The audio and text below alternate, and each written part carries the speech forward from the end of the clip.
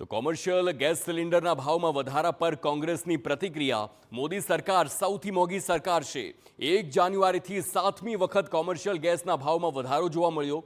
Commercial ગેસમાં સતત ભાવ વધારો કરવામાં આવ્યો। ગેસનો ભાવ વધતા સીધી મોંઘવારી વધશે તે પ્રકારે મનીષ દોશી જણાવે છે।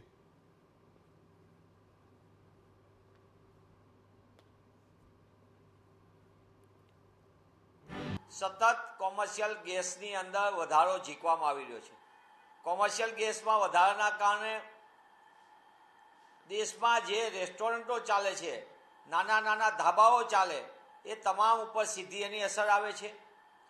આ કોમર્શિયલ ગેસનો ભાવ વધારો ઝીકવાના કારણે અનેક એની મોંઘવારી ઉપર અસર સીધી આવે છે અને સરકાર દ્વારા 2026ની શરૂઆત થઈ 1 જાન્યુઆરીથી સતત 7મી વખત આ વધારો ઝીકી દેવામાં આવ્યો છે। તો કોંગ્રેસે જે પ્રકારે આક્ષેપ કર્યા છે અને આ પ્રતિક્રિયા પણ જે પ્રમાણે આવી છે, એક તરફ જે તોતિંગ વધારો ગેસના ભાવમાં કરવામાં આવ્યો અને તેની સીધી જ અસર ક્યાંક ને ક્યાંક જે જોવા મળી રહી છે તે અસર સીધી ને સીધી એ તમામ મધ્યમ વર્ગના લોકો પર જોવા મળી રહી હોય તેવી સ્થિતિ છે અહીં સર્જાયેલી।